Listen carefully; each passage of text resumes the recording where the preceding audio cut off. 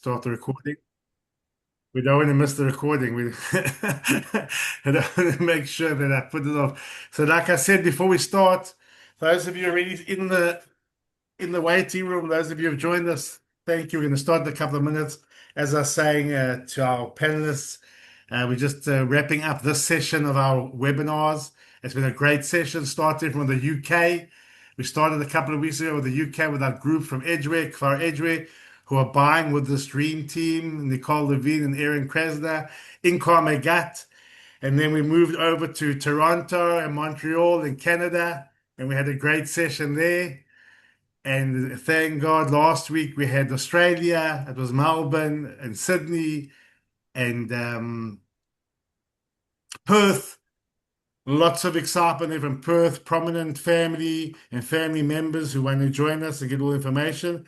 And tonight, the USA from East Coast to West Coast, even had a client from Los Angeles on the phone with me this morning. He said he stays up late. He stays up very late, so I could call him. It was way past his bedtime, but he had a chat. And he hasn't been here, can you believe it, Nicole? He hasn't been back to Israel since 1995. Can you believe it? And he was born here. He was in the Air Force here. Did 7 years in the Air Force. And his family, and he's inherited land in Denver, Colorado. And unfortunately, lo aleinu, but he had a bit of a tragedy, and so he's coming back. He doesn't even know what Netanya looks like anymore, but he's been watching it on YouTube and watching us and seeing our status. And he wants to get a nice apartment where he can sit on the beach and have a barbecue because his one nephew, he makes a great barbecue. So he is excited to have, either he's going to join us, I can't see him yet, or otherwise he's going to get the recording. So far and wide, we're starting our trip next week in South Africa, and we're going to have a chug Beit there, and then hopefully come back to Eretz Israel and start our trips, guys. We're going to hopefully start our trips when it cools down a little bit, go back to the UK, look to go back to the USA, look to go back to Australia and South Africa, and we're just so excited.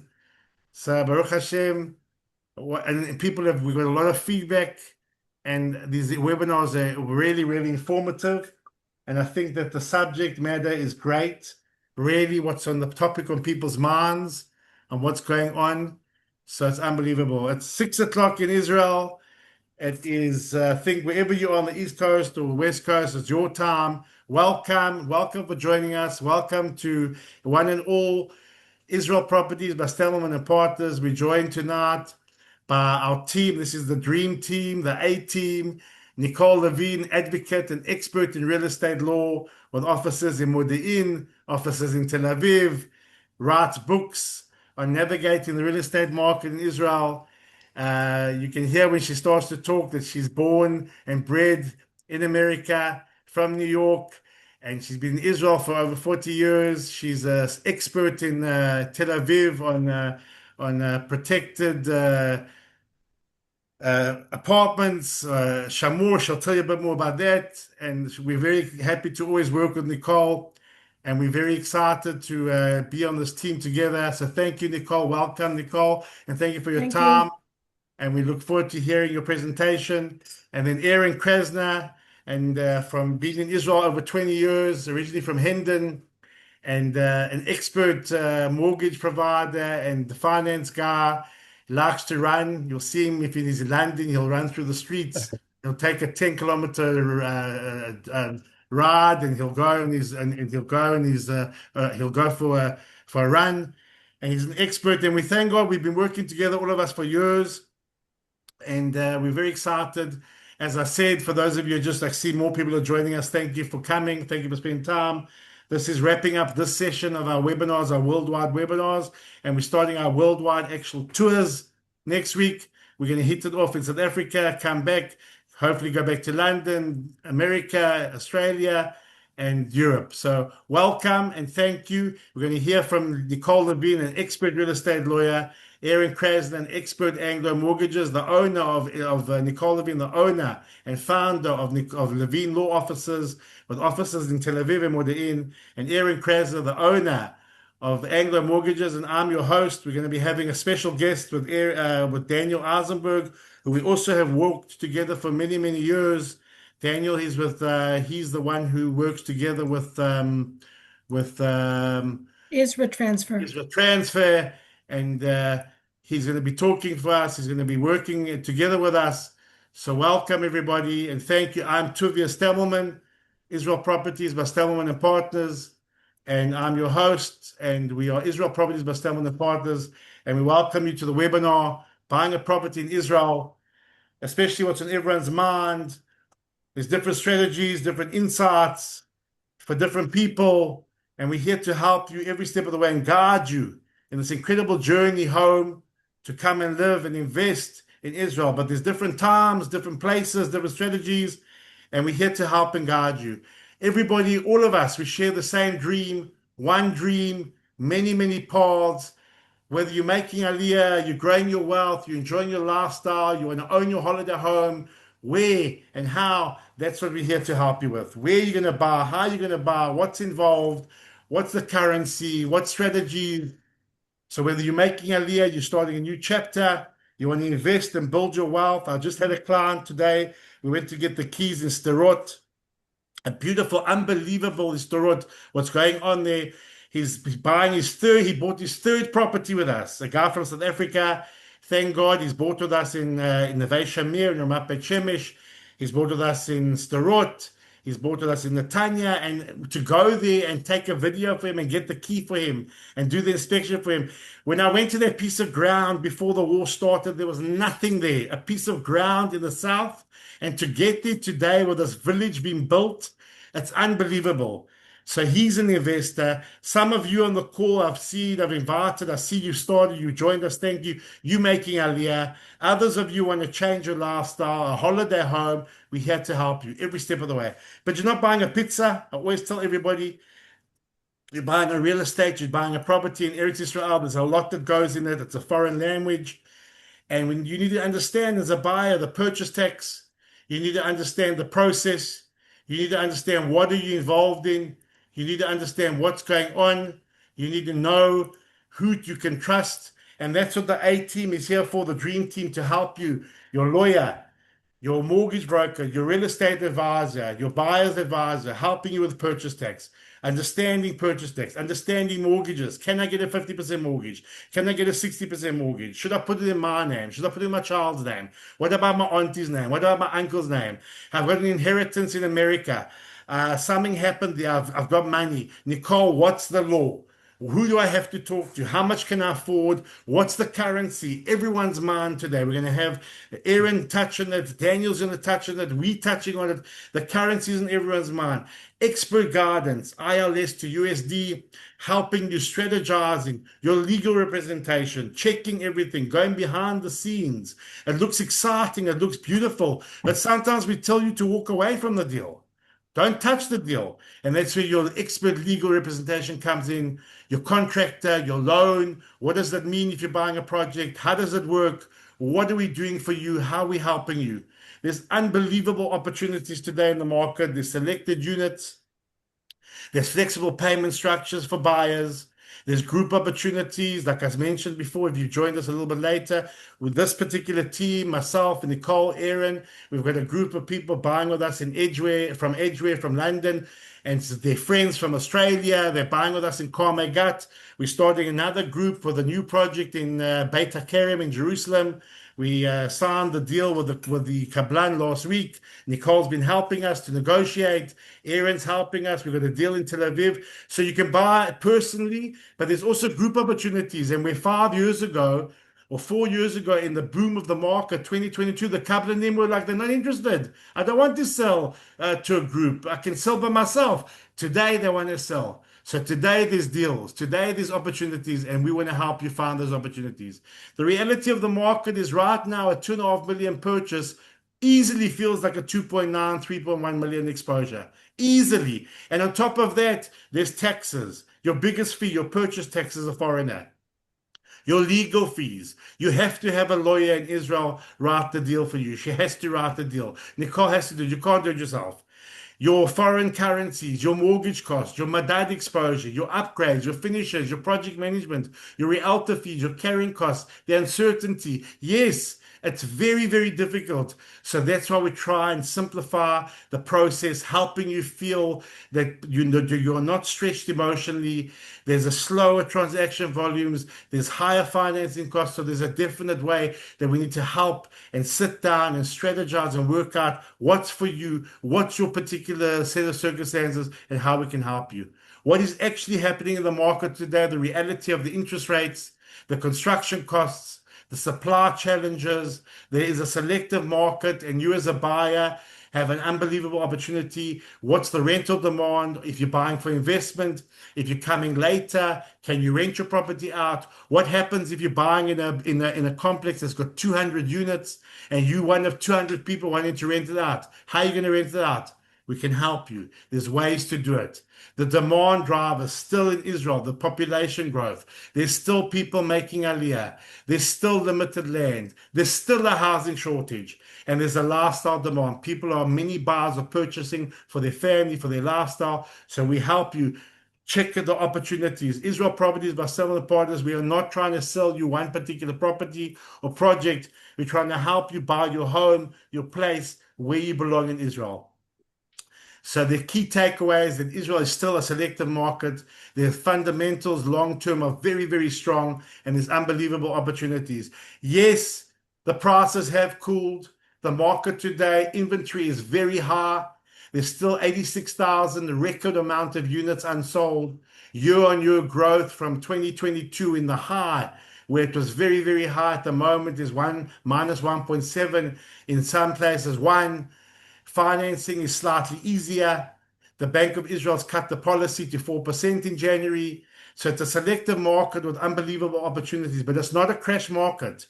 This is not a crash market, God forbid, lo aleinu. It's a selective market. It's a market that is with discipline and structure, correcting itself. Prices are softer, but they're not collapsing. And where execution matters the most, you need a team behind you to help you and guide you every step of the way. So obviously we look closer of where we are, the annual trends I showed you earlier, 86,000 units in the correction phase. 2026 towards 2027, the market is stabilizing and correcting itself. We see certain key areas here, construction. What this means is in the high industry, the units are again, but there's still 10% of permits. Construction is still plus 31%. There's still population growth, and it's still demand is climbing. And we're still seeing that opportunities. People are still buying properties, still making Aliyah, still selling properties, renting properties. The market is continuing to perform, but there's a buy opportunity. You see a buy opportunity in 2026. This is what's driving the outlook towards 2027. Moderate growth becoming possible. The rates, if they ease further, if the shekel a little bit less between the dollar, it's a little bit more weakening. We can see good signs there. So there'll be modest growth. We're looking to see if the rates continue to go down, there will be modest growth and opportunities. But this is the time. It's a buyer's market. It's the investor's market. And there's unbelievable opportunities for you to take advantage of. Against the US dollar versus the Israeli shekel, we can see now that the exchange rate has obviously reduced buying power across the board for the USA, for the United Kingdom, for all over the world. And the truth is that if you're buying a property for 4 million shekel, what it means is it's gone up for you. That US dollar three to the shekel now. There's been an increase between plus 6.17% going up to plus 14.3%. This is illustrative. Your finance and your structuring solutions, where you can help you in this market is stage currency transfers. Daniel Eisenberg and Aaron Krasner will help you with that. Competitive financial FX providers, your foreign exchange will be competitive now. Shop around for a better deal. The Kablanim are offering a 1090 deal for those of you. I'm assuming that you know, but if you don't know, 1090 means you can pay 10% of the price today. If you're buying for $1 million, you can put down $100,000. You own the property, you sign the contract, you pay all your fees, And if it's a project that's coming later on in 3 years or 4 years, that 90% has to come together at the end of that stage. And usually, if you're getting a mortgage, 50% of that or 60% of that is made up of your mortgage. Aaron will be able to tell you much more. But here again, your mortgage optimization is critical.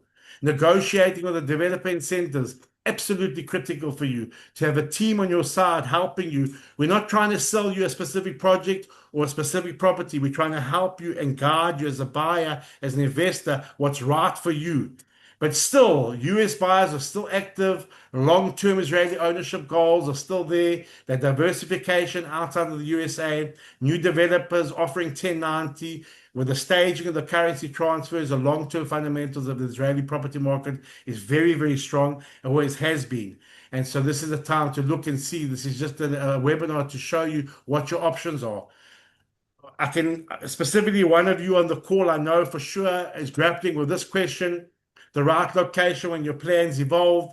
Your children are coming to the IDC in Herzliya. You want to be close to them, but your sister lives in Netanya, but your brother lives in Ramat Beit Shemesh. Where are you going to live?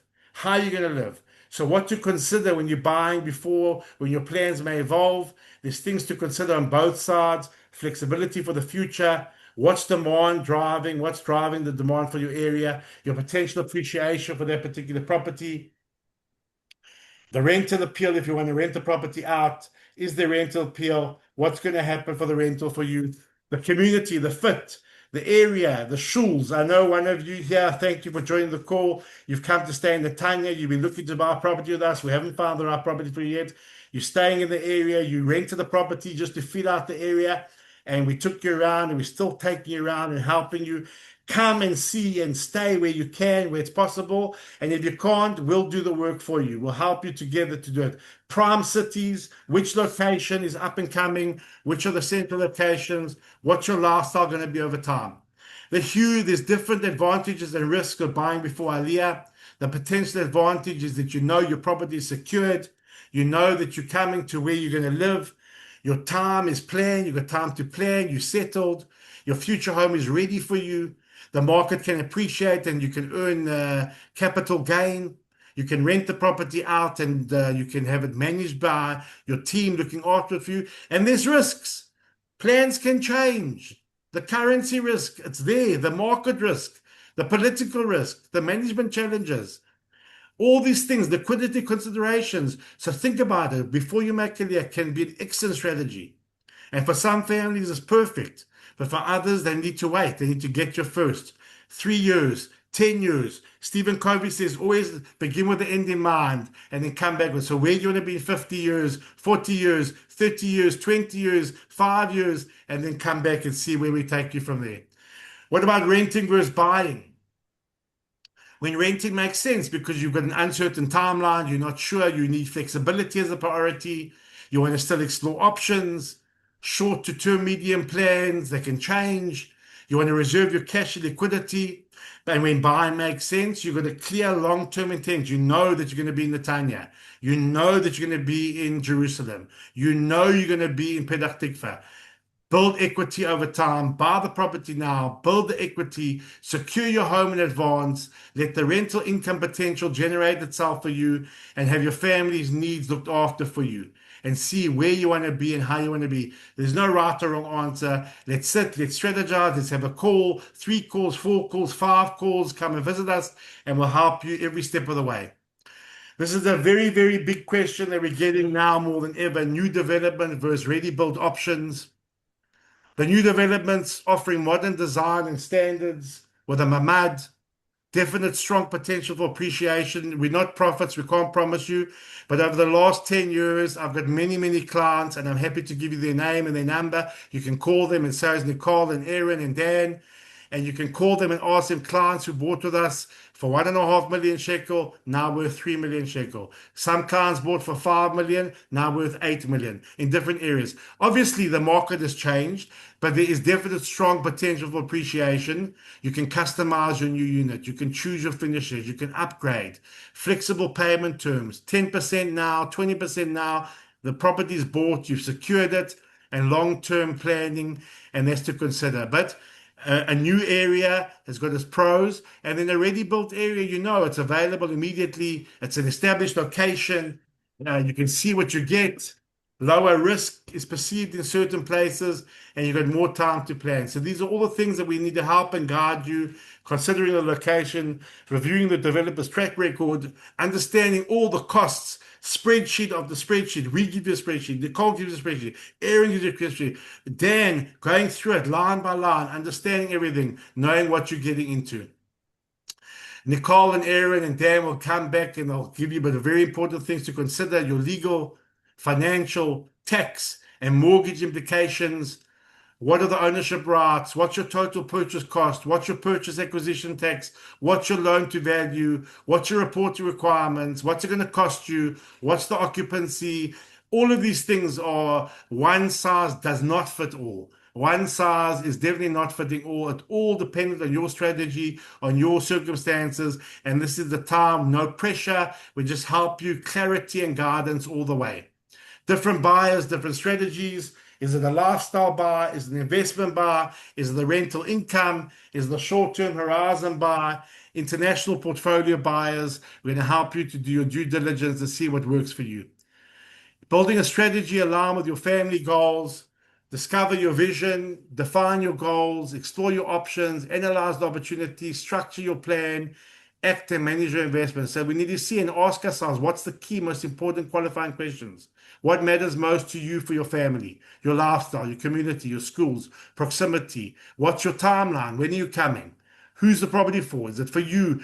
Empty nesting, upscaling, downscaling, your kids? What's your budget? What's your risk profile? What's your exit options? These are the type of things we need to help you have a clear plan, strong decision making, lasting value to buy your home and your dream in Israel. Obviously, different areas. We work across Israel. We've got our own team. We also work with all different kablanim and all different private sellers, off-market options. Different agents in different cities with our own team are helping you to be able to buy with confidence, with no conflict of interest, whatever you're looking for, whether it's Jerusalem, Tel Aviv, the Gush Dan, the Ramat, Beit, Shemesh, the north, the south, in between. We can help you and guide you every step of the way. And we can also rent the property out for you. Thank God we rent properties, we manage them, we project manage. We're a one-stop shop offering a comprehensive one-stop shop of services for buyers, investors, families making Aliyah all the way, every step of the way. Very important things just to make sure, just to put on the radar. Buying before defining your goals, a very important step, a mistake not to make when buying a property in Israel. If you're choosing the right location, make sure the strategy fits your buyer, your budget, your lifestyle. Don't only focus on the purchase price. There's other costs. There's many other costs as a foreign buyer that you're not used to from America that goes into it. The biggest one is your purchase tax. At the moment, it's currently 8%. Your legal fees, your agency fees, your mortgage fees, your project management fees, if it's applicable, property management fees, your currency exposure, your Ranana, your Beit. There's the cost to buy the property, and then there's the running cost of the property. We help you line by line understand exactly what the cost is. Your timing. When are you coming? Make sure you're buying, you're not too quickly or indefinitely, doing proper due diligence, your legal status with your lawyer, your mortgage advisor, making sure that you understand where you're buying, what you're buying, why you're buying, and how does this work for you. This is a little bit about who we are, what we do, how we help you. You can see our website, israelproperties.com, book a call, how we help you professionalize the process of buying property in Israel with 25 years experience. We're working with all families across Israel, future Aliyah planners, international buyers, investors, your second home, your holiday home, empty nester, your parents, your local Israeli buyers, and what we do for you, how we help you discover, plan, select, negotiate, complete, way beyond purchase. That's our commitment to you. It's a journey. We help you with the journey, the buying journey, every step of the way, from discovery to strategy to property search, legal, mortgage, forex, the handover, way beyond purchase. We get the key for you.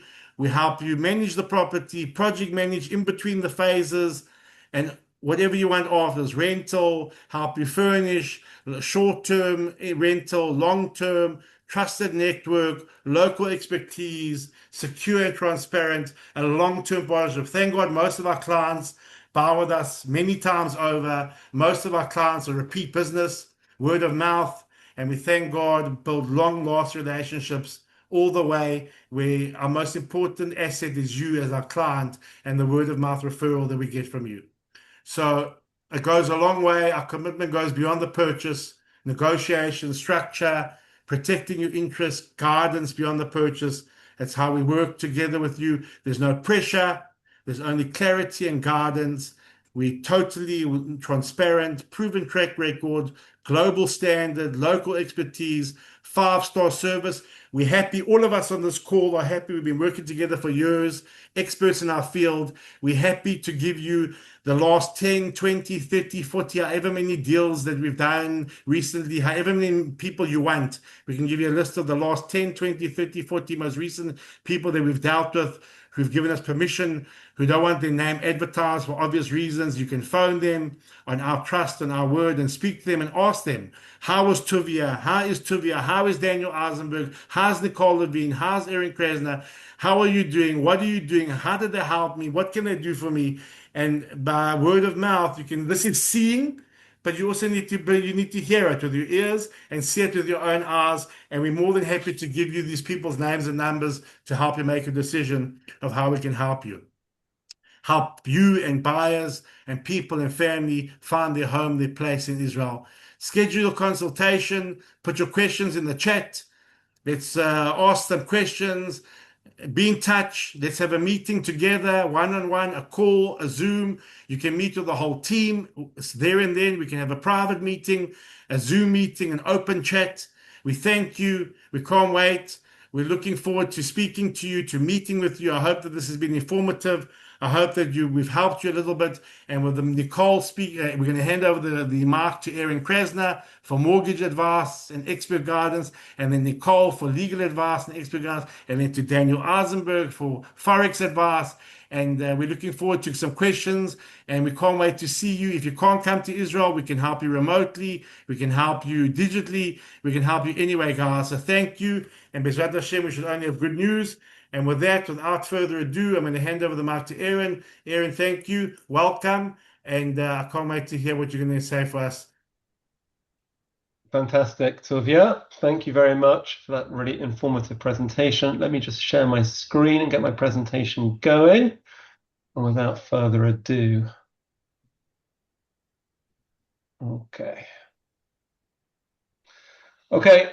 Can you see everything properly, Tuvia? Yeah, perfect. Thank you. Fantastic. Okay, so hi, everybody. Thank you very much for making the time. So Tuvia spoke a lot about the dream of getting that beautiful house in Israel. And that's really the dream of all our clients, of all the people that we help. I'm more involved kind of in the technical side of things. How can I make that dream happen? How can I get you the financing so that you can bring that dream into reality? So I just try to speak for 10 minutes, and I want to answer basically 3 questions. And with these 3 questions, you should have the keys to start zeroing down from a sort of general sense of, I want to get a house, but I don't know exactly how that's going to work, and hopefully come away in 10 minutes time with a bit more of a direction on what suits your budget and what financing in Israel is possible and what it's going to cost you. Okay, so let's dive right in. The first key to understanding Israeli financing is how much will the bank lend me? It's also known as shi'ur mimun, which means your loan to value ratio. Some people call it LTV. Your LTV, is basically 2 rules decided by the Bank of Israel. Okay, if you're a first-time buyer living in Israel, so you can get up to 75% financing. Okay, if you're buying a property for $1 million or $1 million shekel, $1 million anything, okay, that means you'll put down a quarter and the bank will lend 3/4. That's what 75% means. Now, don't worry, okay? Everybody on this call is not currently living in Israel besides from the panelists, okay? All our guests on the call are not living in Israel. But you can still relatively easily get 75% financing from the following 3 characteristics, but I'm going to focus tonight on the last one. 75% includes those in the process of making Aliyah, okay? If you are prepared, nowadays the bar has gone even lower. If you are prepared to sign an affidavit saying that in the next 2 years you plan to make Aliyah and move to Israel, you can get 75% financing on that basis. If some curveball comes up and it turns out that you don't end up moving there, no one's going to audit you, no one's going to come and ask for the money back. You can get 75% on that basis. There are other banks which are slightly stricter, and that is also coming down. But currently, there are other banks who will say if you've been approved for Aliyah from the Jewish agency, that's close enough so that we can give you the 75% financing. It's useful right now to know that you've got the 75% financing if you need it. And also, one of the key things is that if you get approved now for 75% financing, you can do so based on your current earning status. If you're worried in a year's time you might be making Aliyah, but I don't know what I'm going to be earning then, you can get approved today. If you're in the process of making Aliyah, I can get you that 75%, and that can really make a huge difference. As buying as a company, if you buy through an LLC, you can get 70% financing. Most people don't do it for the very simple reason that corporate financing is called the halva iski. You get the interest rates are about 2% higher. Today, interest rates are about somewhere between 4.5% to 4.8%, and they're coming down. I approved somebody today for a loan that's fixed for the next 2 years at 4.14. So it's really coming down to now low fours, which is really exciting. I hope there was my client in Tel Aviv, for 6.5. Yeah, we're working on that one too. But it is your client, actually, Togia. It is your client. I'll tell you about it later, but not that one. And fine. So interest rates are somewhere, but I'm still going to tell it's around about 4.5 to 4.75, currently coming down, which is exciting. But a corporate loan will be higher, 2% higher. Everybody else, that means if you're just you're living your life in Chutz La'aretz, absolutely, that's what most of my clients do. A good chunk of my clients do. They have no intention of getting a connection to Israel anytime soon. God willing, they just want a holiday home or an investment property. According to banks, the banks say that you have to only borrow 50% financing. That means if you're buying for $1 million anything, then you're going to get $500,000. Okay. However, even if that's your situation, there are ways to up your LTV. Okay. You can take side loans. You can put a second charge on the property. You can actually get up to 80% financing, more than 70%.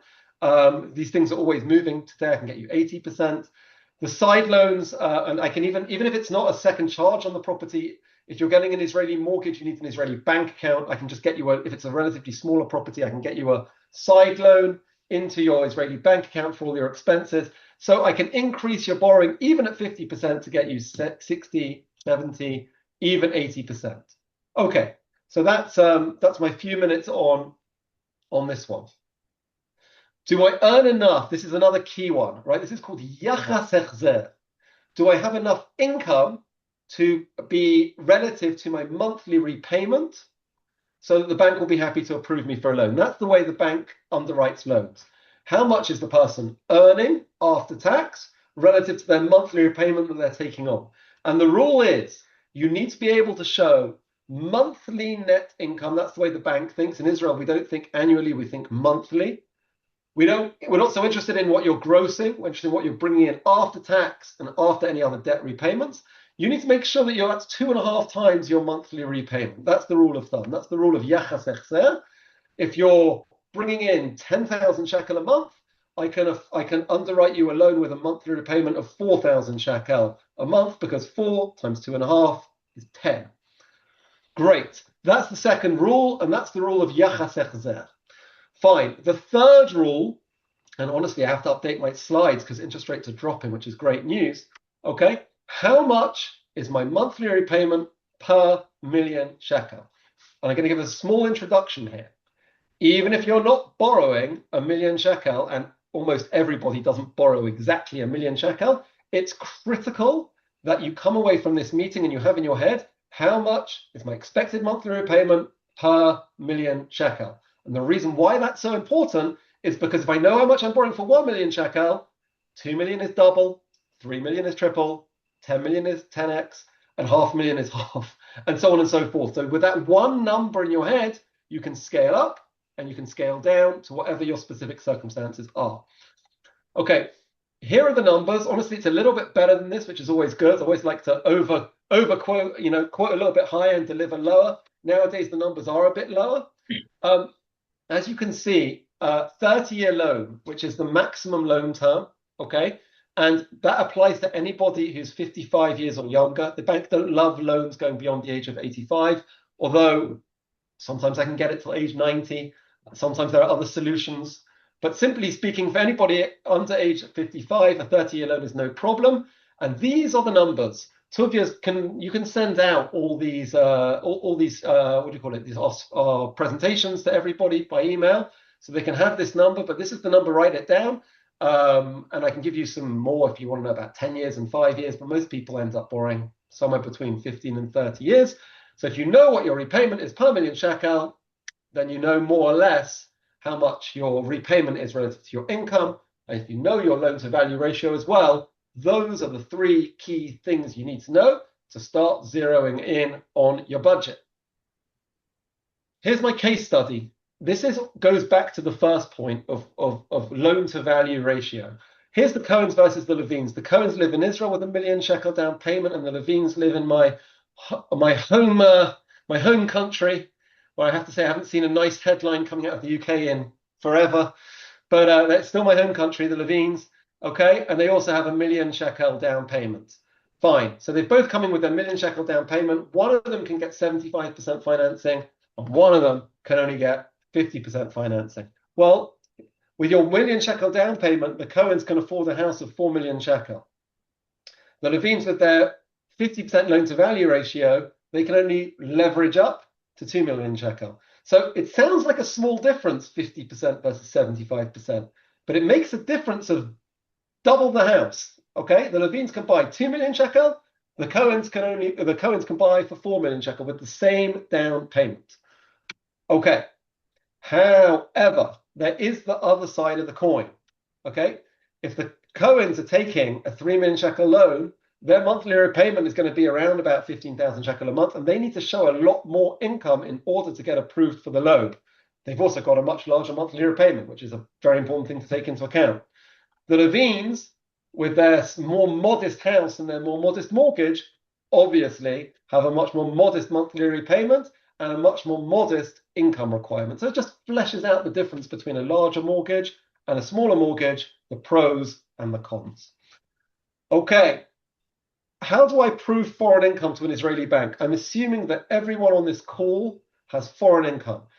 I deal with tons of people who live in Israel, got Tudot Zehut, their kids go to school here, they live here, they speak the language, and they have foreign income. Okay, they still work a job in America, they still have a 1040 or a W2, whatever it may be, and that's fine.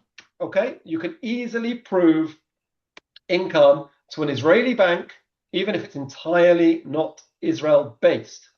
Okay, so if you're a salaried employee, you just need to provide a W2 for, let's say, 24 and 25, and a recent pay stub, which will be for the middle of 26, let's say June 26. That establishes for me 2 solid years of income, 24 and 25, and also YTD, year to date, 26. I've got a nice piece of your financial picture. I can underwrite a loan. If you're self-employed, it's basically the same thing. 2 years of recent tax returns, that means a 1040 for 24, 1040 for 25. It's very possible if you haven't got a 1040 yet for 2025, then it means 23 and 24, and an accountant's letter that covers from the end of the last tax return pretty much till today. So that might mean 25, 26, or it might just mean half of 26. Easy. Do I have to be in Israel in order to go through the mortgage process? You do not. No. Everything can be done through power of attorney. And nowadays, you can do power of attorney over Zoom. You do not need to leave your house. Okay? I can get you a power of attorney, which will cover the purchase contract, the mortgage file, opening a bank account. Nicole and I can be on the power of attorney. Nicole can do it could be the same power of attorney. Nicole can sign the house for you. I can sign the mortgage for you, or whoever you want to empower. Just make sure, and we will guide you through this, that's the whole point of having a great team like us, is make sure that your notarized power of attorney also has an apostille. An apostille is a form of internationalization that enables an Israeli institution to consider your New York or whatever American notary as being recognized here in Israel.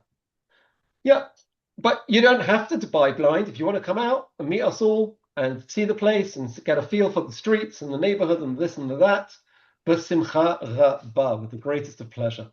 How long does the mortgage process take? Well, I like to break that down into basically 3 milestones.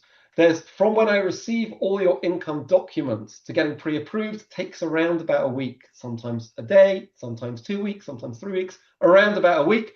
Once you've got the mortgage pre-approval in your back pocket, then you can approach signing a purchase agreement with much more confidence. You know you've kind of got the bank as a partner.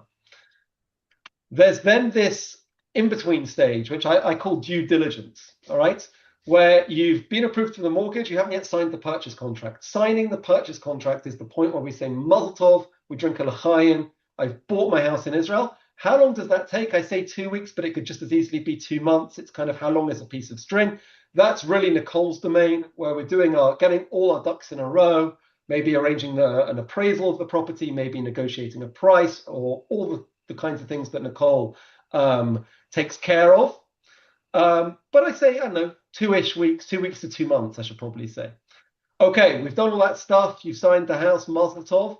You don't get your keys when you sign the house, but that's the point where you've passed the point of no return. So now we need to get you funded. You've bought your house, but you need to get, from my point of view, the key thing, no pun intended, right? It's not getting the keys, it's getting funded. How long do I need in order to fund you? I would say at least 6 weeks from signing the contract to the first release of mortgage funds. That's what you need to know from my point of view as the key milestones. Of course, it's a journey.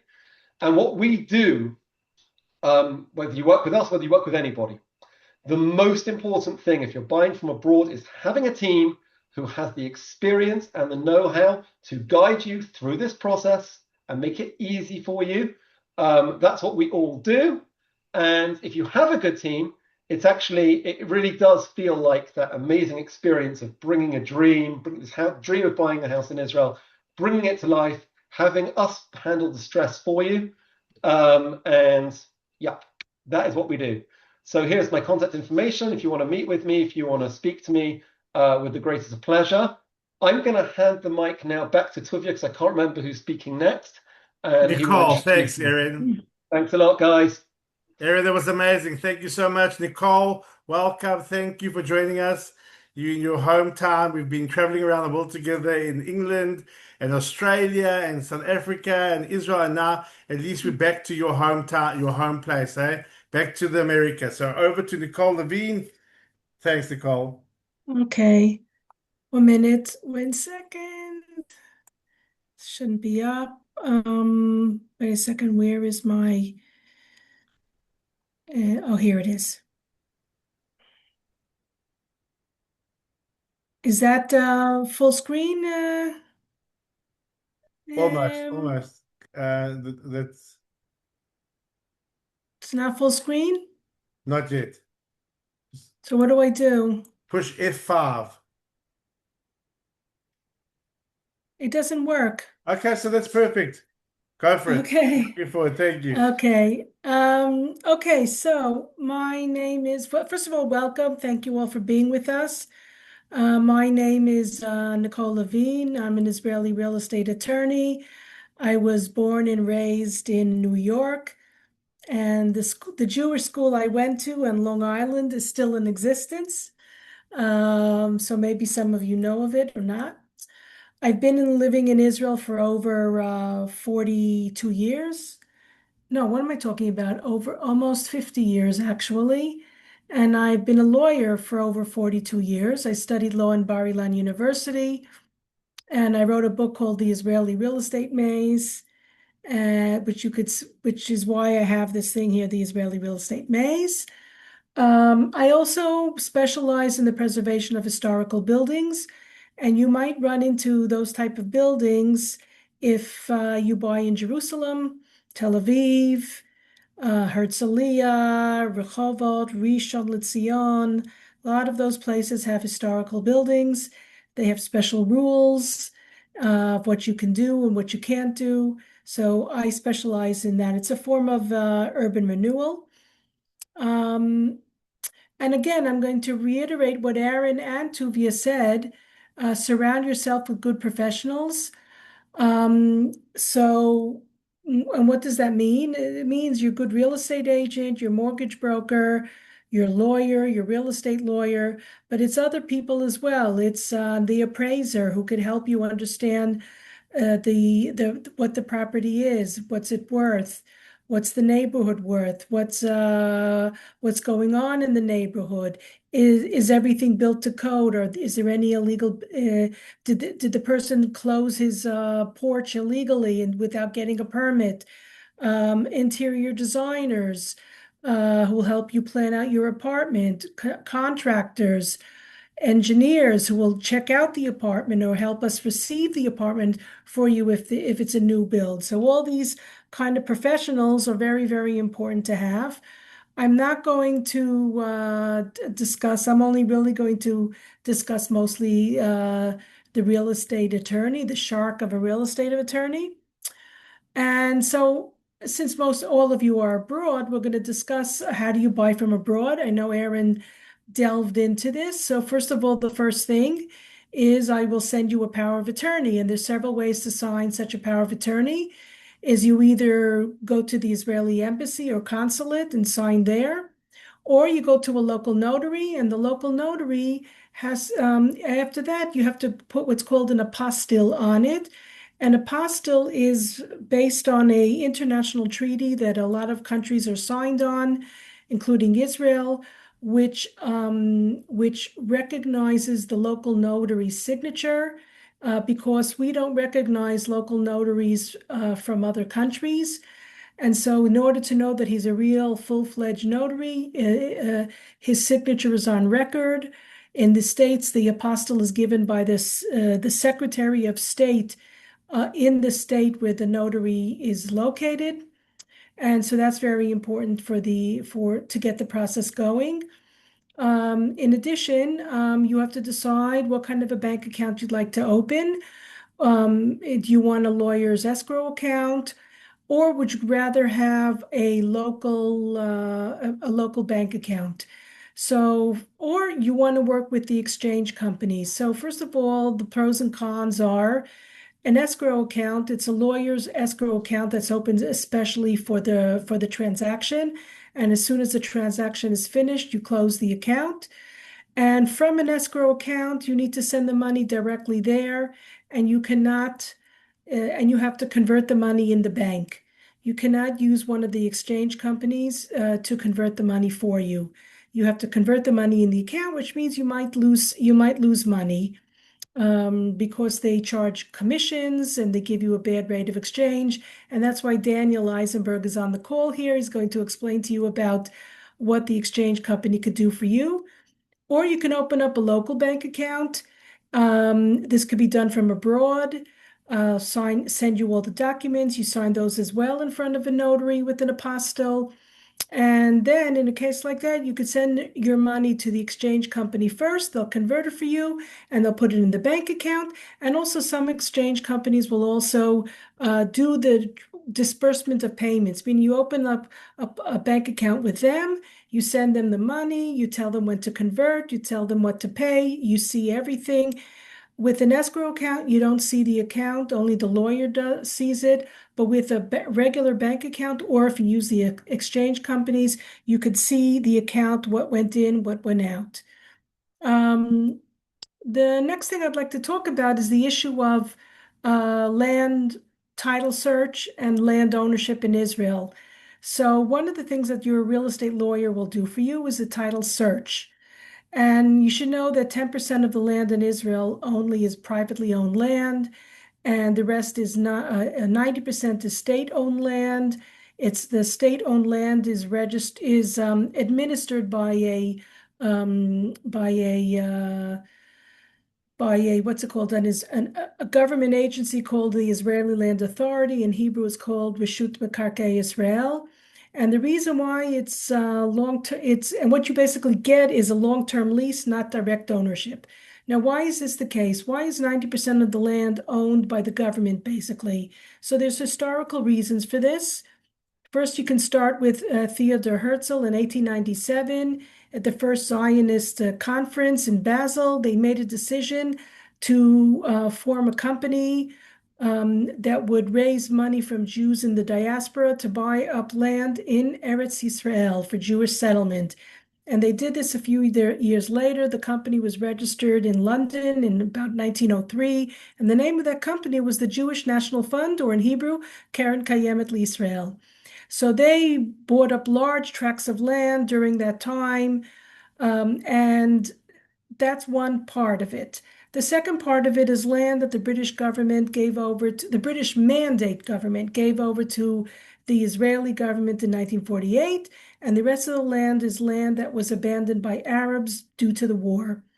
So when you add all that together, it's 90% of the land, and you get a long-term lease, but it's not a problem to buy, sell, rent, get a mortgage on that type of land. So it doesn't have to bother you. You just have an extra level of bureaucracy. When you got to do transfer of title, or maybe you want a building permit, you got to go through the Israeli Land Authority as well. But recently, about 10 or 15 years ago, they decided to give direct ownership of the people who buy apartments in this type of land to the people. So if you look in the land registry, you'll see that most of the people now have direct ownership. So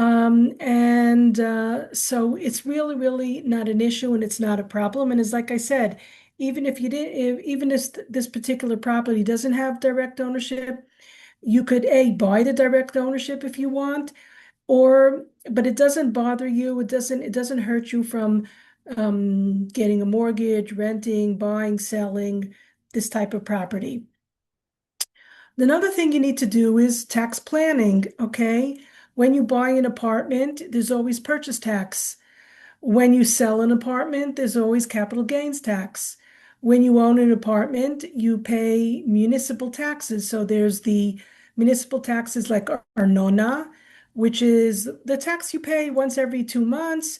It pays for the roads, it pays for the services that the municipality gives you. And then there's another tax called betterment tax, which you only have to worry about if you're going to ask for a building permit or you're going to sell the apartment. So what is betterment tax? Betterment tax is a tax that's levied by the municipality in a case where there's a change in the zoning that enhance the worth of your apartment. So if that happened, when you come to sell, you might be hit with a betterment tax, or when you come to use those extra building rights that you got under this new town plan, you would have to pay a betterment tax when you ask for a building permit. The betterment tax is appraised used by appraisers. The municipality hires an appraiser and they appraise the betterment tax. So these are all things that you need to keep in mind. And then, of course, there's income tax. Income tax you pay if you are renting out the apartment. If you're not living there and you decide to rent it out, then you might have to pay income tax on the rental income. So for that, you would consult with an Israeli CPA, but it's also very important to consult possibly at the same time with an Israeli real estate attorney, because depending on how the CPA reports to the tax authority and does the calculation of the tax, it could affect you later on the capital gains tax that you're going to pay. It could cause the capital gains tax to be higher than it would have been. So these are the different types of taxes that we're dealing with. There's also, I'm not going to get into it. There's also a property tax, but for most of it was done away with in the year 2000, and it really only applies to land. So let's talk about the purchase tax. How much is the purchase tax? Can you pay a lower tax or a higher tax? I'm not going to get into numbers here because the tax authorities are always changing, and I don't want you to rely on numbers here or percentages or things like that. The basic rule of thumb is if you're an Israeli resident, let's say, and this is your only apartment, then you pay a lower purchase tax. If you're an Israeli resident and you have more than one apartment and you don't intend to sell your current apartment, then you pay a higher purchase tax. If you're a foreign resident, also you're going to pay the same high purchase tax that an Israeli resident will pay when he that has additional apartments. Now, having said that about foreign residents, what's going to happen is that um, you're going to make Aliyah. And if you make Aliyah within the requisite period of time, and it's your only apartment, then you could, and you bought after August 2024, they changed the law a bit, then you could get paid, you could then apply for a refund and get back a large portion of the purchase tax that you pay, and you're getting a partial exemption as an oleh, as a new immigrant. If you're not entitled to that partial exemption because you own already an apartment in Israel and you don't intend to sell that apartment, but if you make Aliyah, you could get a partial exemption under the former tax law for Olim. But the rule there is that you must live in the apartment, and they come around and they check. So if they come around and check and they find out that you're not really living there, they will ask for you to pay the rest of the money of the purchase tax. Another possibility is if you don't make Aliyah within the requisite period of time, then when you do make Aliyah and you become an Israeli resident, you could possibly get a partial refund of the purchase tax by applying to the tax authorities and telling them I made Aliyah, I established residency, this is my only apartment. Please consider me as an Israeli who owns this is their only apartment, and they will give you a refund, and they give you a refund that with interest and linkage, and it's the best savings account in the country. And what else does a lawyer do? Negotiation and the signing of the contract. So, and the negotiation is not all is written.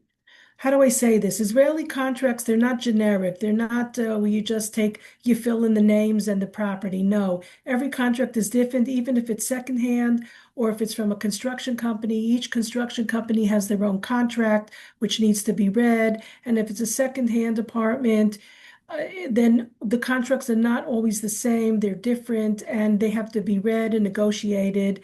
And also the contracts here, the schedule for, like, let's say, a secondhand apartment, it's not like it is in the States where you do 10% at the signing and 90% at the closing. No, you do a payment schedule. It could be 10 or 20% at the signing. There could be an amount that you pay in the middle. There's an amount that you leave for the end. There's money that we need to hold back in escrow against taxes clearing or other things happening. If the seller has a mortgage, we have to decide how that mortgage is going to be lifted. Is he going to pay it back from your money? Is he going to transfer the mortgage from one property to another, which is something that's allowed in Israel, and I don't know if that's done in other countries. So it is very complicated. And it needs to be worked out by the real estate lawyers. So very often I get a notice from a real estate agent says, okay, there's a transaction and we agreed on a payment schedule. But then very often when the lawyers talk amongst themselves, the two lawyers from each side, we realize that that payment schedule isn't doable. And so we change it. Um, the last thing is, well, I skipped over the fact that after the contract gets signed, I report it to the tax authorities, make sure that you pay the purchase tax or whatever, if it's the capital gains tax if you're selling. And then at the end, we do registration of title. Israel has a very, very exact and well-run land registry office. It's all computerized. You could see everything, and everything's done digitally. And so we do that at the end, the transfer of title. And at the end of the transaction, I always recommend to clients to do a last will and testament, to do an Israeli will. I work together with your estate attorney in the States. I will show them the Israeli will. I could do it in English.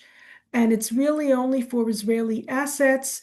And the reason is because very often in the States, people leave their estate they put all their assets into a trust, and very often those trusts do not hold up when you come to the land registry office in Israel. They don't recognize them as legal entities, and it causes a lot of problems with the registration. So what most people do is they have an American will and they have an Israeli will for the Israeli assets, and that's how they get around that problem. Um, Now, I want to talk about the different types of real estate transactions. So we'll start with buying from plans. That means that you're buying from a construction company on paper, as we call it, or from plans. And basically, the building isn't built yet, the house isn't built yet. You don't really see what you're getting. You have to look at plans and see what it is you're buying. So there's still different ways of there's still different ways of going about this. If the project is a project from a construction company, then or purchasing groups or groups of purchasers. So I'll just explain the difference. From when you buy from a construction company, you go to the company, your lawyer will read the contract, make changes maybe, and then come with you to the signing or sign in your place for you. If you're not here in Israel to sign for yourself, we'll get a power of attorney and we sign. And there's a special law that applies to these types of transactions, and it's the type of a law also that you can't change in a contract. So, for example, that's to the detriment of the buyer. So, for example, if the law says that on this particular thing in the apartment, there's a warranty period of 2 years, you can't write in the contract only 1 year. Okay, it goes according to the law. And purchasing groups are people who get together, they buy land, and then they hire a contractor to build the building or the house for them. That's one possibility. It's not very prevalent anymore. And then you have groups of purchasers. Those are people that get together as a group and they go to one contractor and they buy, everybody signs on their own apartment, but when you're coming as a group, you could then maybe negotiate a better deal with the construction company. We have Tuvia and Aaron. We've been representing a group of people from London who bought in Carmel Gat from one particular construction company. And so I guess they could be called group of purchasers. And then you have the urban renewal projects that are going on in Israel. The first one I talk about, which is very prevalent, I'm sure you've heard of it, is the Tama 38. The word Tama, it's not a Hebrew word. It's 3 letters of Hebrew, Taf Mem Aleph, which stands for Tochnit Mitar Artzit, which is a national town plan, which deals with the strengthening of buildings against earthquakes. And they apply to buildings built before 1980. Because in 1980, the rules of construction were changed and the standards were changed, and any buildings built before 1980, so then there's a fear that they won't withstand an earthquake, so you have to strengthen them. And usually what happens is that the owners of the apartments in the building, they stay. They don't pay a penny for any of this. A construction company comes in, does all the strengthening, and then they're allowed to build extra apartments above, and which they sell, and that's how they make their profit. So basically, if you're buying a new apartment from a construction company on a Tama 38 project, you really have the same law that applies to buying from a construction company that I set out above. The other types are Pinui Binui, which is they don't save the building, they don't strengthen the building, they knock it down. They pay for everybody who owns an apartment in the building, they pay them rent. They pay their rent to go live someplace else until the construction is finished and they build a brand new building. And then the construction company will sell new apartments in that building. And then the third thing is historical buildings, which I love, which is buildings that, of course, that were built before 1980, but they also are landmark buildings. Sometimes the local authority will allow extra floors be built on them, sometimes not. And you can have projects where you have the historical building, the original building, and they allow a few floors to be built above, and then the construction company that's doing the preservation of the building will then be able to sell those apartments as well. So those are the different types of building of construction that you might find. And like I said, when you buy from a construction company, you can assign a basic contract, which I read. It's usually very long, it's like 30 pages long. You're gonna have to sign a power of attorney for the company that when the time comes, they'll register the whole project in the land registry. You sign the plans and specifications, like the specs. Those are the two most important documents in the whole thing because that's really what you're getting. The plans show where the apartment is in the building, where it is on the floor, where your parking spaces are, what's attached to the apartment. Is it a garden apartment? Is it an apartment on the roof? Um, and the specifications tell you what the building and the apartment is made out of. So what kind of floors are you getting? What kind of what's it called? What kind of floors, what kind of doors, what kind of cabinets, how many light fixtures in each room, how many electrical sockets in each room. All those things are in the specifications, and the law mandates that there be plans and specifications. And then usually there's a maintenance contract because afterwards when the building's built, they usually hire a maintenance company and they want to make sure everybody knows that they're going to be responsible to pay into the maintenance. And then of course there's all the tax documents that need to be signed. And in this kind of a project, how do you protect your money? So there's several ways. One, it's either a bank guarantee. For every amount of money you pay, you get a pad of pay vouchers at the beginning of the deal. We fill out each pay voucher. It gets taken to the bank, and where you have your money, whether it's the exchange company or whether it's your bank account, and the bank will pay the money and put a stamp on it, and then afterwards you'll get a bank guarantee. That money goes into a special account that's open for the project, and you cannot pay under the table or in cash or anything like that. So you get a bank guarantee against every piece of money you pay, either that or an insurance policy. And another option is to pay by progress of construction. That's also a possibility. If the company progresses with the construction, you pay them money. They progressed more, you pay them more money. But in any case, you always get a bank guarantee or an insurance policy because that's the law. And this means that if the company goes bankrupt in the middle of the transaction, you will be either, depending, if it's in the very beginning, then the bank that gives the financial banking might just give you back the money. Or if it's in the middle and construction has progressed, then they'll hire another construction company to take over. And another thing is the whole issue of linkage, which you have in Israel and you don't have in other places in the world. The prices are always linked to the building index. It used to be 100% linked, but then a few years ago they changed the law. So the first 20% isn't linked at all, and the rest of the 80%, only half is linked. So that's a big savings. And the linkage, it's linked to the building index, and you could find the building index on a special website of the Israeli Bureau of Statistics. It tells you how the linkage is done through all the years, and we use that to help plan out the payment schedule. Is it better to pay before the summer when linkage goes up, or to pay during the winter when it doesn't go up as much? These are all things that you need to think about in planning out the payment schedule. And as I say, I explained about the pay vouchers and paying into a special account. And also you get from a construction company, you also get warranty for the quality of the construction.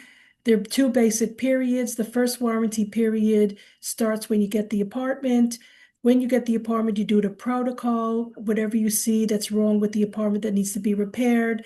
And of course, there could be hidden defects that you might not see at that point. So if things happen from the day you get the apartment within a certain period of time, you have that first, the company has to come and fix.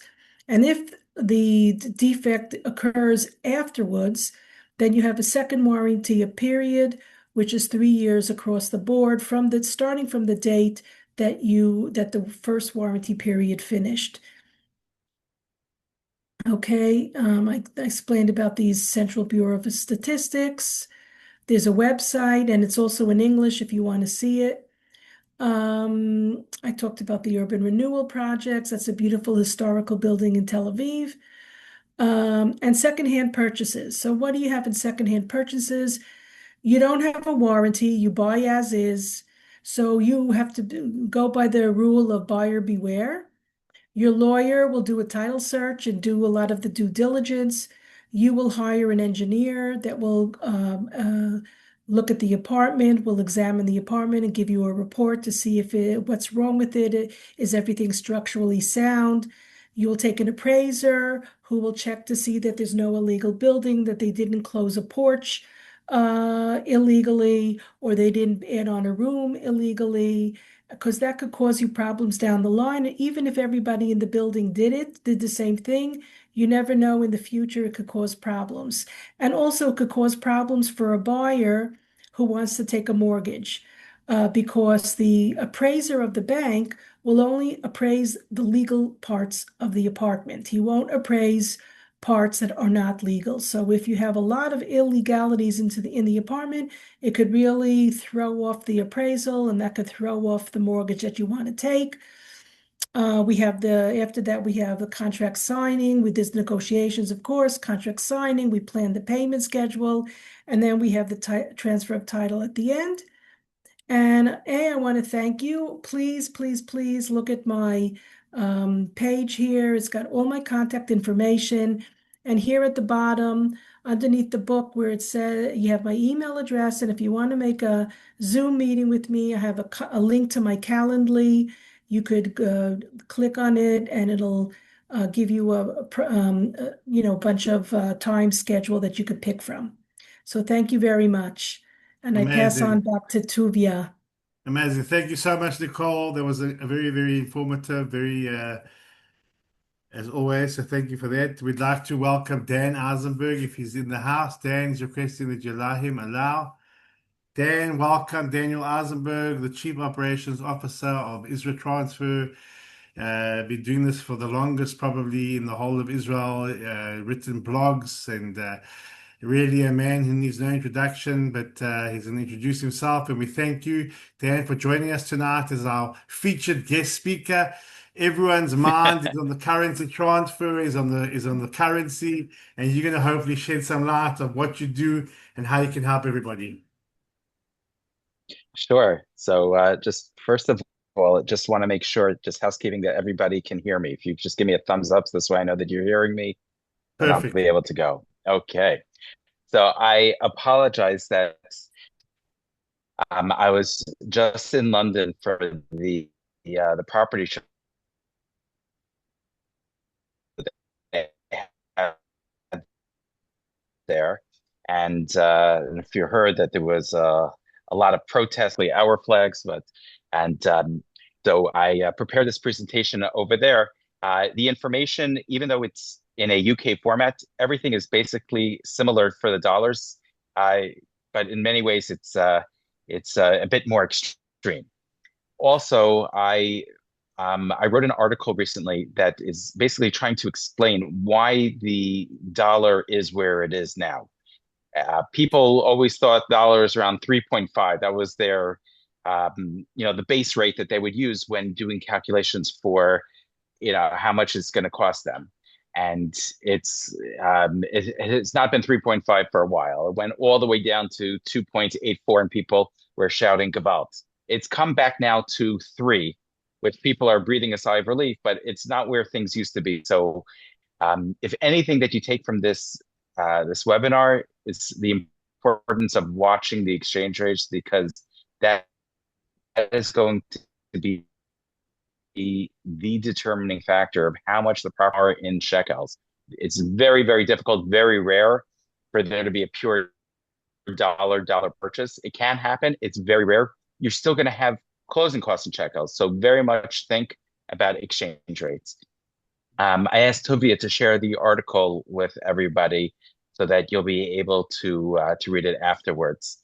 And then I'll stick around. People have specific questions. I'll try to do my best to answer it.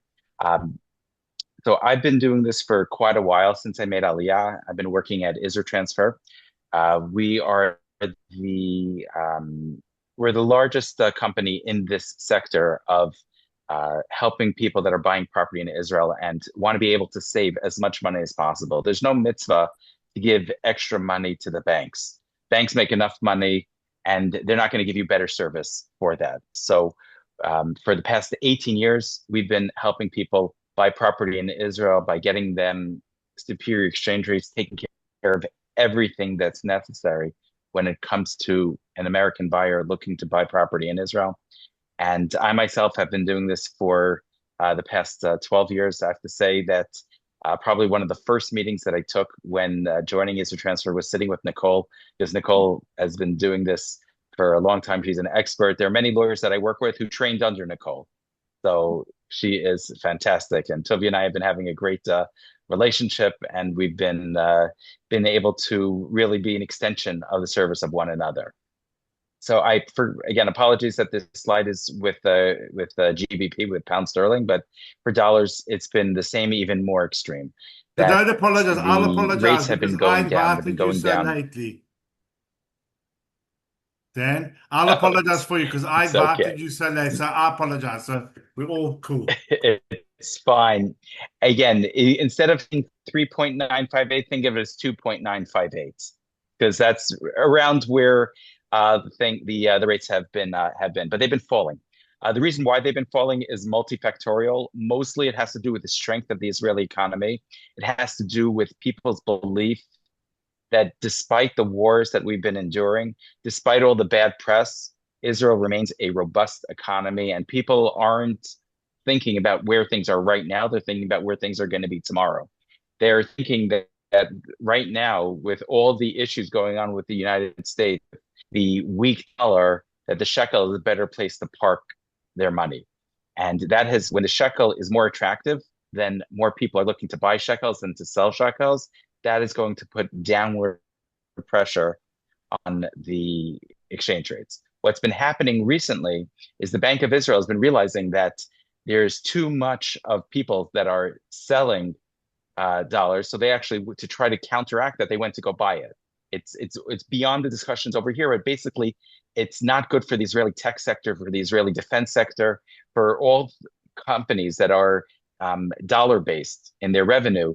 When the dollars don't buy as much shekels, that affects their ability to pay salaries, that affects their profit margins. So they've been squeezed, and the Bank of Israel has been doing interventions to try to bring it up a bit.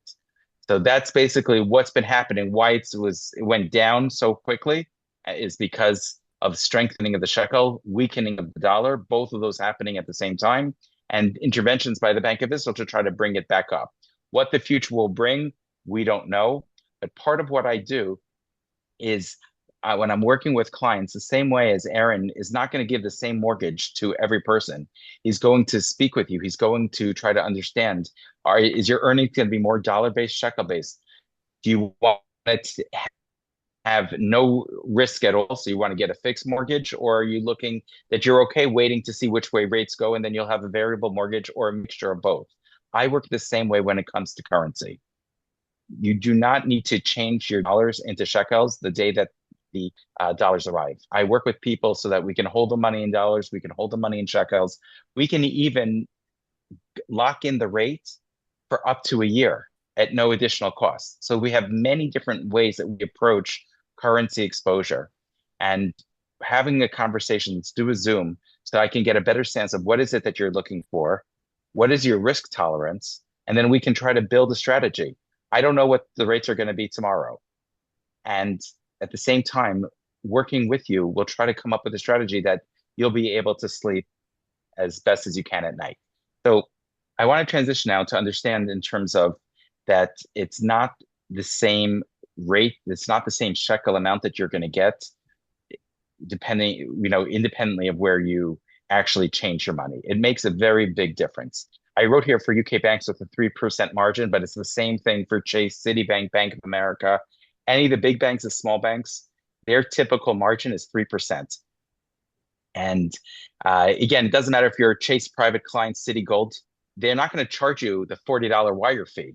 But the difference between the actual rate that you're going to get and the live market rate is going to be a difference of 3. If you think about sending $1 million, 3% difference is a lot of money. It's $30,000. Israeli banks are better on the exchange rate. However, dealing with Israeli banks is not fun. But you're still all in with the bank charges a fee, they charge a commission, they charge a monthly maintenance fee. All in, typically you're looking at about 1.5%. Our fee is a very straight 0.5%, and it's based on the live market rate. You get to see what the rate is even before you do the conversion. We have a complete online portal with the latest cybersecurity protection. We're licensed by the Israeli Securities Authority. There's very few companies that have been able to achieve this license. It's in order for your money to be protected, your data to be protected. That's something that should not be taken for granted. It's something that we do all the time. We work hard on that. In UK, they also have these we call them foreign currency apps. In America, we're beginning to see it like Revolut or TransferWise. So people try to think that they can use, but the problem is they don't operate within the Israeli financial ecosystem. So you can wind up having issues where what do you do with that money? The other issue with them is if you do any type of search about complaints people have with these online systems, you're lucky if you have an issue. You're lucky if you could talk to somebody in Pakistan, but most of the time you're dealing with AI chatbots, and money can get held up for weeks at a time, and it can be very frustrating, especially if there's a time crunch for when things need to close. It can be a disaster. So it's very important to be an informed customer.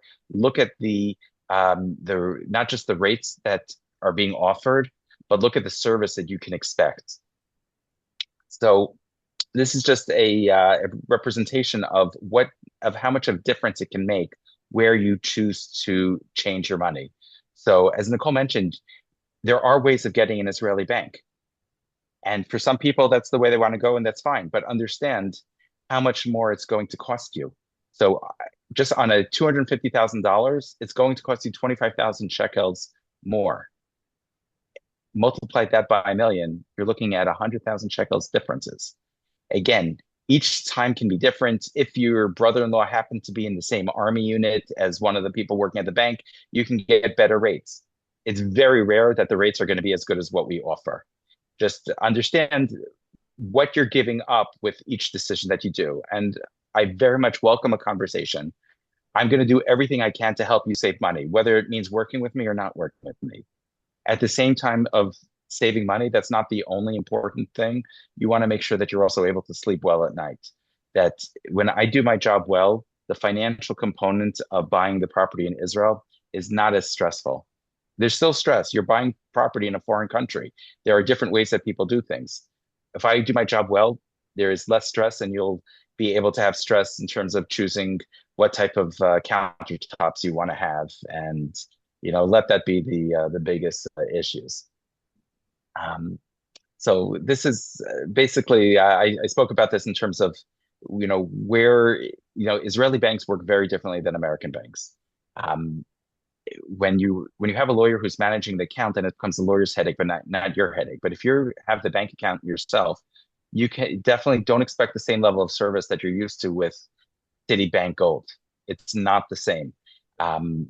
You're dealing with both different hours. You're dealing with just a very different level of service. It's similar to if you went to the post office or the DMV. That's the level of service that you can expect at an Israeli bank. With us, everybody in our office speaks English. Most of our people are Olim as well. We know exactly what needs to happen to go from point A to point B in order to go from you sending the money until all the payments are made on your behalf. We take care of everything, even as far as the paperwork necessary to clear the funds.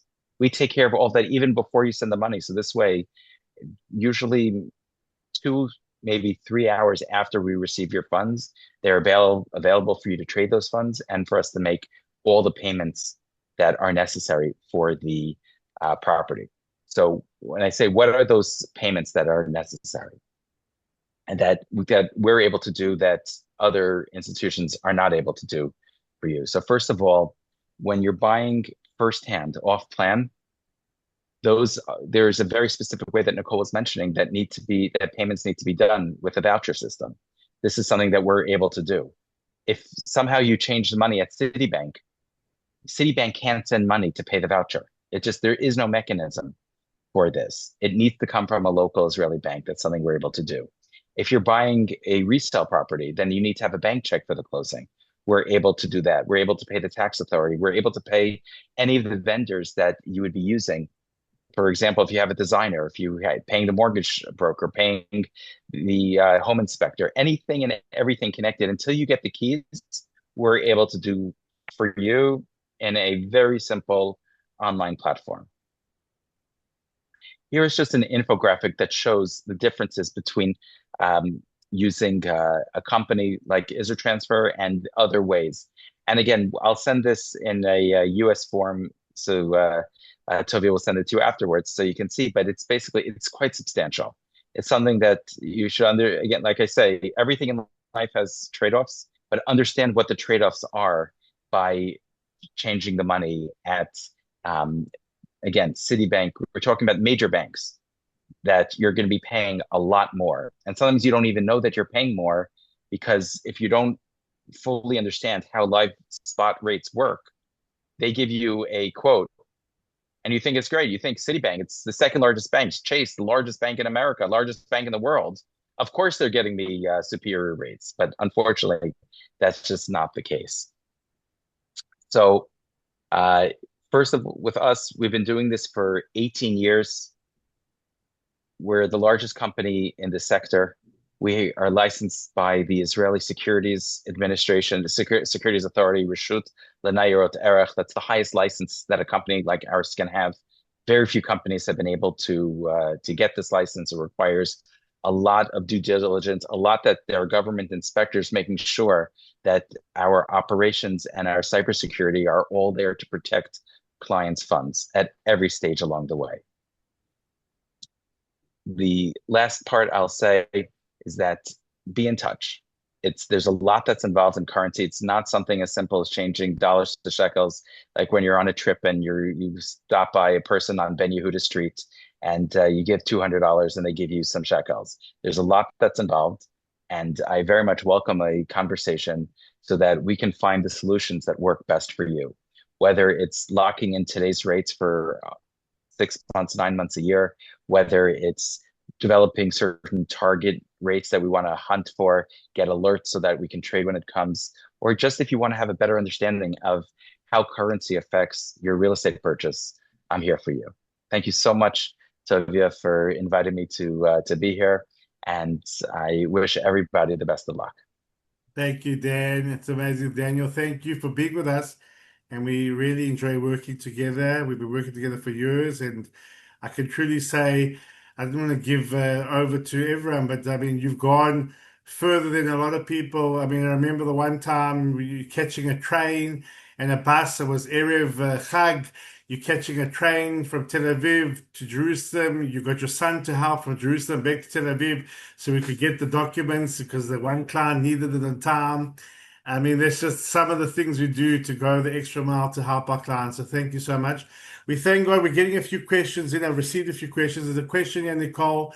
Even though it doesn't really, at the moment, it doesn't apply. At the moment, my dad, the extra payment, the Madad Samud Abniya is not really applying at the moment, but it's going to apply sooner or later. It's going to come back into the picture. So one of the people would like to know, how does the construction input index, that's what we call the Madad or the linkage, Madad Smumat Tabaniya, how does it affect the final purchase price? If I'm buying today a construction company for 3 million shekel and I'm paying 10% now or 20% now and 80% at the end or 9% and I'm paying 3 million shekel for their property, what does it mean? What does it affect me? Yeah, the ABC, the Aleph Bet Gimel Dal, what is the ABC of the Madad? What's going on there? Okay, so I'll try to explain. So every month on the 15th of the month, the Israeli Bureau of Statistics publicizes all the linkages.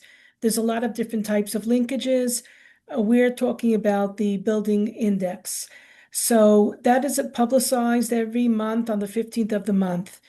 So what it means is if you bought for 500,000 shekels, and you paid or you have to pay 500,000 shekels, and you signed the contract on the 1st of January 2026, and now we're in June 2026.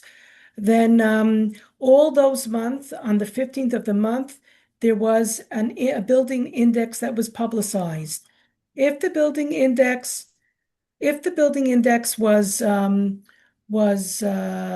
went up during those months, then the outstanding amount of the price that you still own will go up as well. So if the index went up 1%, then on the 500,000 shekel you need to pay, you have to add 1% of it. Okay. Now, so in the past, the building index um, was on 100% of the price. Okay. It was on 100% of the price. But they changed the law, and as I explained, and now it's really only on 40% of the price. But you still have to figure it out every month. Here today, I just did calculation for clients of mine who are also clients of Israel Transfer. And I had to fill out a pay voucher. I did a calculation of the index for them. I have a software in my computer that does the calculation, and they have to add on that amount. So it's not as bad as it used to be, but it still could add on to the price. It could add on 100,000 shekel or so to the price, depending on the price, of course, and depending on how long. Now, when I said we plan out the payments accordingly, so it's a known thing that in the summer months, the index goes up more. And in the fall, it goes up, but not as much as the summer months. The summer months, I mean May, June, July, and August. In the fall, September, October, November, it goes up, but not as much. The winter months, December, January, February, March, it might go up or it might not go up. Sometimes it stays the same. And so we try to plan the payment schedule accordingly. And I always used to tell clients, pay up front as much as you can, if you can, because you'll save a lot of money on the index and you're getting a bank guarantee or an insurance policy, so your money's protected. So, and if you want to know, like I said, what the index does, you go onto the website of the Israeli Bureau of Statistics, or if you want, you could write to me and I'll give you the link. Or if you're in a Zoom meeting, we'll go through it and I'll show it to you, and you could see it goes back all the way to the 1950s, what the indexes did all through the years. Amazing, thank you. Okay. Okay, so Aaron had to leave. I've got a question here for Aaron. He had to leave. He had to go to a simcha, but maybe you can help Nicole or Dan. Just to review Aaron's question, the first point Aaron made was up to a 75% loan to value ratio. He mentioned something about affidavits, that he had another strategy in terms of affidavits, and how likely is it to get an extension from age 85 to age 90 for a mortgage?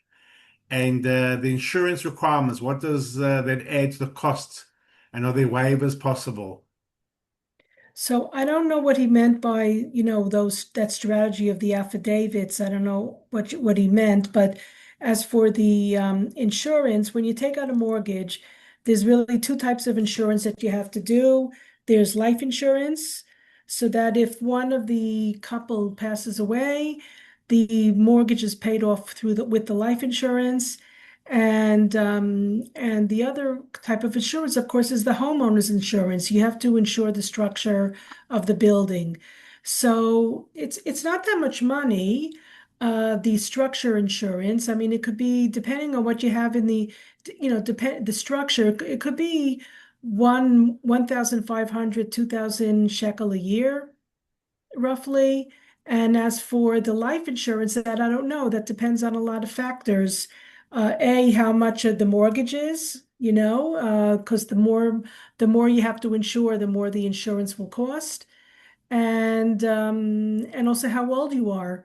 If you're older, then you have less years to pay, but you pay more. If you're younger, you might pay less per month. So I really don't know.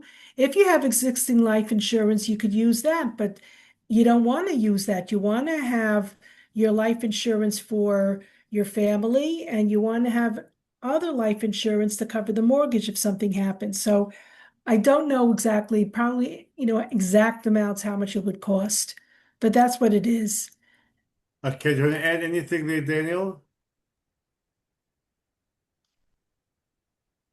So what I would say is that the life insurance is a very much an individual decision. For some people, they feel that they have enough insurance that they don't want to also insure the mortgage, and they understand that, God forbid, someone passes away, that um, mortgage payments would continue, and very often the mortgage broker would be able to get a waiver. And it's again, there's no cookie cutter. It's something. It's a major financial decision, and to weigh off the costs of paying for a life insurance policy that the bank is the beneficiary of that policy, um, versus the regular insurance that a person has.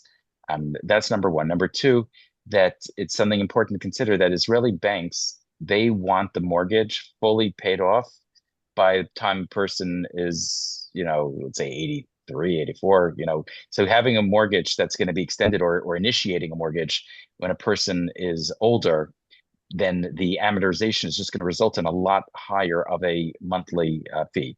So again, working with a mortgage advisor, you can determine where is it best to borrow, because sometimes taking a loan against taking a second loan against a property that you have in the States, you might pay a little bit more in interest, but you might have a longer time period, because a 90-year-old person can still get a 30-year mortgage in America, where in Israel Yeah. that wouldn't happen. So it's very important that, to ask your questions, and that's a major part of the job of the mortgage advisor, is to help you secure the funding that works best for your budget. Amazing. So he's on the way, and I just sent this question to him, and he said, yes, sometimes the answer is there is no fixed legal limit. Most Israeli lenders, like you say, Dan, they want the loan repaid by around age 80 to 85. But in some cases, it can be approved beyond this, depending on the lender, the borrower's income, the loan structure, and your available security and insurance. So he says definitely you shouldn't assume anything, but speak to him, and he'll work out a package for you. And this is exactly why you need an experienced mortgage broker to help you. So hope that answers the question. Another question that's come in here that they're asking in terms of for this is actually for you, Dan. The exchange rate. What can happen if I'm hoping that the rate's going to go down. Can it cost me more if the property price rises?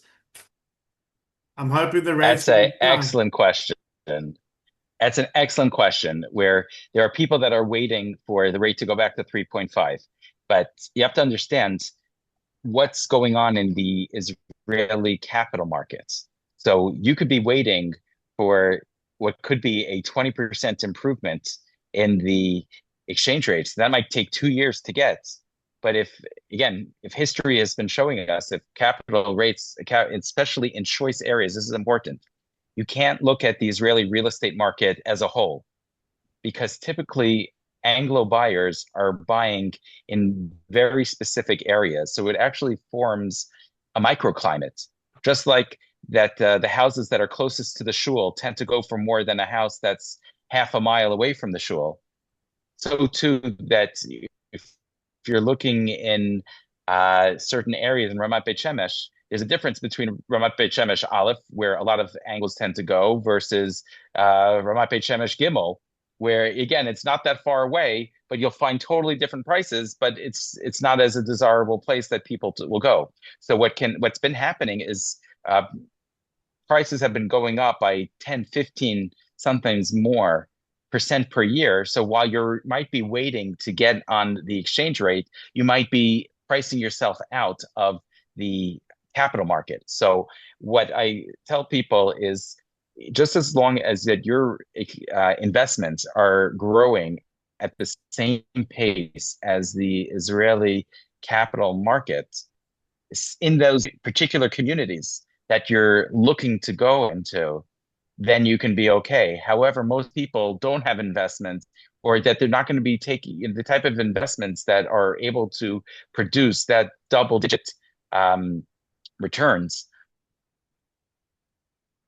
Amazing. Nicole, there's a question here for you. They want to know what the story is here. Why does the developer also have a lawyer? And why does the buyer have to pay the lawyer who's representing them? And when they sign a contract, they have to pay a developer's lawyer. What's going on with that? Okay, so that's first of all, I think that that's the way it is in the States as well. I was told by somebody, but the lawyer for the construction company he doesn't represent the buyer. That's true. He represents the construction company, but his work doesn't end with the contract. After the construction is finished, it's the lawyer of the construction company that does the legal work for the registration of title, the registration of the buildings in the land registry. What happens is at the end of the construction, the building is registered in the land registry as a condominium. In Hebrew, it's called a Bayit Mishutaf. And then each apartment gets a separate registration within the condominium, and they register the apartment in the name of each buyer. That's a lot of legal work that needs to get done. It gets done afterwards, after the construction is finished, and the lawyer does, and the company's lawyer usually does that work, and so therefore you pay his legal fees. It used to be that the legal fees were very high. They were 1%, 1.5%, 2%. And they changed the law a few years ago. For apartments up till about 4 million shekel, you paid only about 5,000 shekel plus VAT for the company's legal fees. Projects where apartments where it was more than 4 million shekel, then they could start charging more, and you have to be aware of that because it could be a lot more. It could be 0.5%, it could be 1%. So you really, really need to know what is the company's legal fees, because it can be, if you're talking about an apartment that's like 8 million shekel, it could be 40,000 shekel if it's only 0.5%, or it could be more. So usually the real estate agent that is negotiating the deal for the person, like the economic part of the deal, I would say, very often gets for his clients. I know Tuvia has done this, that he got for situations where we had clients where the company said, okay, you don't have to pay our lawyers legal fees. Or we only got it where they had to pay 5,000 shekel when really, according to the law, the lawyer could have taken a lot more. So these are things that you need to check and be aware of. But yes, you do have to pay the company's legal fees. Amazing. Dan, if you're still there, there is another question for you. They just want to know, just if you could just clarify, like, just it's really, really important. Just to clarify one more time, a really important strategy of managing the rate risk when they buy property. They're very nervous. And how can you at Israel Transfer just help them the strategy to manage the rate? Do they have to release all their money? Just in a nutshell, what can we really? This is a really big concern for them. So it's important that we separate between new construction and existing construction. The reason is with new construction, you're only putting down, again, I'm talking about like when you're coming in at an early stage, then you're only putting down maybe 20% or so. So for that 20%, you're pretty much stuck at where rates are now. However, so with that in mind, so already today, you have to be starting to think about the currency. So even if today you decide to buy something, chances are you're going to have about 4 weeks or so until the actual signing of the contract. So that's 4 weeks that we get to watch the rates and make a plan. When we're talking about the remaining 80%, that's something that we have 4 years to watch, 3 years to watch. And very often we can work on a strategy that if rates happen to go up in 18 months from now due to macroeconomic policies of the state of Israel, change in interest rates, fundamental shifts as in the U.S. Treasury, then we could take advantage of those rates. And then working with Nicole that you have a bank account, then you can then will be able to have shekels and then you can put it into a CD. So now you're earning interest on that. So that's just one example. Another example that I've recently had with a client was when in the pre-sale. So before there's a bank guarantee, a developer is only allowed to hold 7% of the funds. And that 7% is held in a protected escrow account. And then usually 6 months, 9 months, they're going to be able to get the final funding and they're going to be able to have these vouchers. And then the next 13% is typically due in this particular case. So for this client, what I did is that I was able to secure at today's exchange rates, not just the 7%, but the additional 13%, so that for the next 9 months, it doesn't matter what happens with the shekels. It can go up, it can go down. They have no exposure. But at the same time, they don't need to provide any extra fund. We hold 10% as margin, just in case exchange rates go up a lot, in order to secure the contract. But it gives somebody the time to sell their property in the States, and then they have, we did for this person 9 months because they thought that they're going to have the funding for the vouchers in 4.5, 5 months. So this way we have some built-in, time protection just in case things go a little bit longer. So they only had to give 10% that we held in margin. They were able to wait on giving the rest, and they're able to sleep at night knowing that it doesn't matter what happens to exchange rates. They don't even have to look at exchange rates because it doesn't matter at all. So that's just one example. We call that a forward contract. But there's so much more to discuss about this that's why it's best to have a Zoom so that I can understand for the clients really what is it that they're looking for, what will let them sleep well at night, and then we will work on a plan. Unbelievable. Thank you, Daniel. Thank you, Nicole. Just one last final question is for me. They want to know how long it takes the buying process. Guys, it's one size doesn't fit all. It can take as long as you want or as short as you want. We had a client from Texas who had to spend the Yerusha. They came to me on Thursday. We went they had to buy property in the mountains of Tavaria, and we had to buy property, and they had to find the property within a week, and we found it for them, and we were able to do the deal a week later. And if they didn't do the deal, we would have lost he would have lost the Yerusha. But we were able to do the deal and find him whatever he needed, and we did it for them. But it takes time. It's a process from the initial call to the Zoom, to meet in person, to get to know each other, to get to know it can take a couple of weeks. To narrow down options can take another couple of weeks. But what we do is we like to, once we meet and we decide, and you've told us what you're looking for, what your goals are, what your plans are, what your strategy is, what your needs are. And while we're making the short list, we like to introduce you to the whole team. Your legal advisor, Nicole Levine, your mortgage broker, Aaron, your Forex, Daniel Eisenberg. We'd like to introduce you to the whole team and whoever else is going to be helping you buy your property in Israel, and working together, meeting the lawyer, finding out what's going on behind the scenes. Do you need a will? What's your tax status? Meeting the mortgage broker, getting the amount of money approved so you can go shopping, you can find out what you're looking for, your Forex. And we work together holistically, the whole team together, finding you the property, narrow down the property, And then by the time we found the property, you've chosen it and you've seen it. You've either been to Israel or you've bought it remotely. And Nicole's doing her due diligence. She's seeing the property. Aaron's got the money sorted out, the finance, the forex is sorted out. If you need a designer, that person comes on board.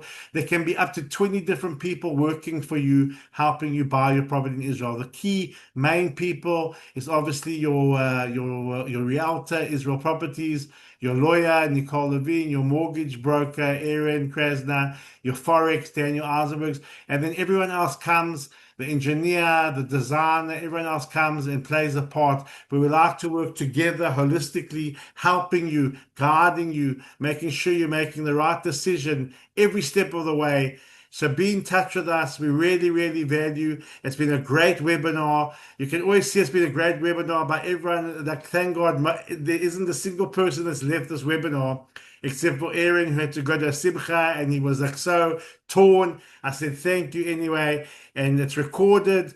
And we're going to be in touch with you to help you in your journey along the way. There's no pressure, just clarity and guidance. We're all working together to helping you, guiding you every step of the way. IsraelProperties.com.